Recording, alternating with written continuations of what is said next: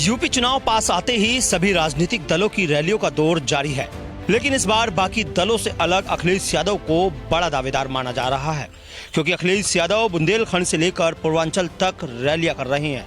लेकिन बावजूद इसके जिन्ना के रास्ते बात हिंदू मुसलमान तक आ ही जाती है। भले ही कुछ लोग इसकी आलोचना भी कर रहे हों, लेकिन इस बार अखिलेश भी दम भरकर रैलियां कर रहे हैं।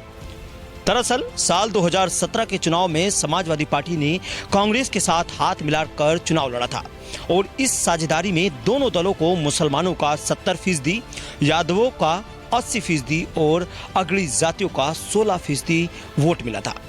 लेकिन आज हालात बदल चुके हैं और अखिलेश राहुल की जोड़ी टूट चुकी है।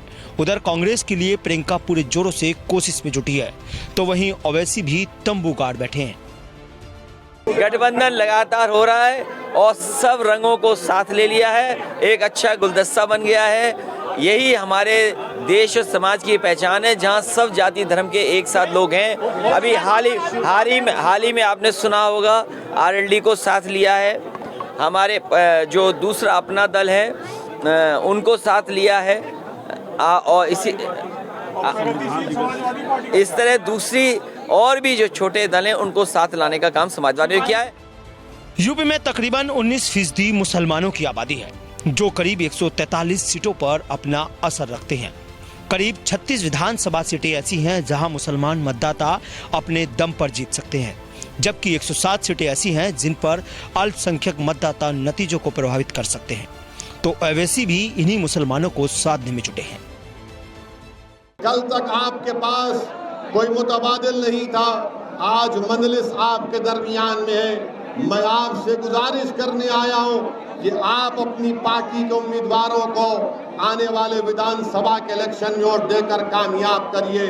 और हमारा मकसद यही है कि उत्तर प्रदेश में मुसलमानों की लीडरशिप बने और साथ ही साथ दोबारा बीजेपी और योगी आदित्यनाथ उत्तर प्रदेश का मुख्यमंत्री ना बने। मुसलमान वोटों के छिड़े इस संग्राम में बीजेपी के पास खोने के लिए कुछ नहीं है, बल्कि हिंदुत्व के नाम पर वोट बैंक बढ़ाने की उम्मीद दिख रही है। इसलिए भारतीय जनता पार्टी के दिग्गज पुरजोरों पर ताकत लगा रहे हैं। बीजेपी के लिए एक बड़ा फायदा यह भी है कि ओवैसी की बढ़ती ताकत का सीधा फायदा भारतीय जनता पार्टी को मिलने वाला है। उधर भारतीय जनता पार्टी का खेल बिगाड़ने के लिए 2017 में उसके सहयोगी दल रहे सुभाषपा के राष्ट्रीय अध्यक्ष ओम प्रकाश राजभर भी इस बार सपा के साथ जा चुके हैं और वो लगातार अखिलेश के साथ सभाएं कर रहे हैं। हरदोई में एक जनसभा को संबोधित करते हुए राजभर ने बीजेपी पर निशाना साधते हुए कहा कि जब देश में पीएम हिंदू है, सीएम भी हिंदू है, फिर हिंदू कैसे खतरे में है। देखो, ये भारतीय जनता पार्टी के लोग हमको आपको हिंदू बनाने में लगे हैं। कान खोल के सुन लो, ये बोलते हैं बीजेपी के नेता हिंदू खतरे में है।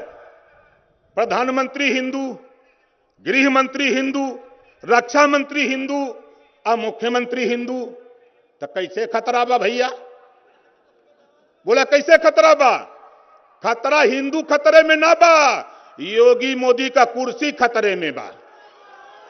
ये समझ ला, हिंदू मुसलमान की लड़ाई नहीं, हमको अपने बच्चों को बेहतर शिक्षा, स्वास्थ्य और घरेलू बिजली का बिल माफ करने के लिए लड़ाई लड़ना है। अगर ये आते हैं भाजपाई, अगर ये कहते हैं कि नहीं हिंदू एक हो जाओ, तो खतरा तो मुसलमान, सिख, ईसाई के होए के चाहिए, जेकर कोई ना बा।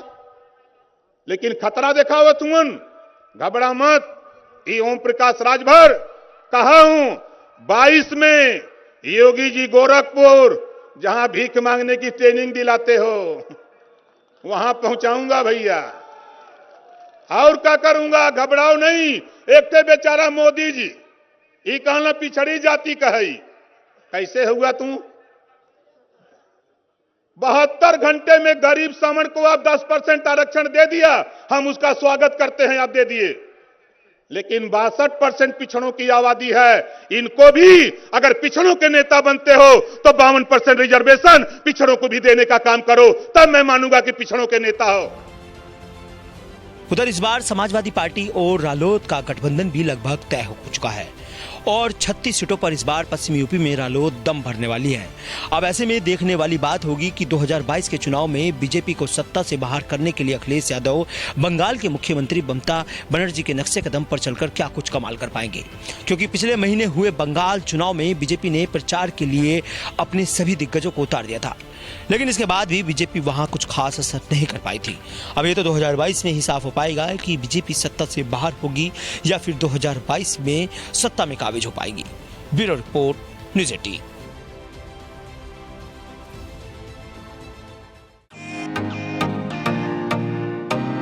फेसबुक और यूट्यूब के बाद अब आपका पसंदीदा चैनल न्यूज़ 18 डेली हंट पर भी फॉलो करें।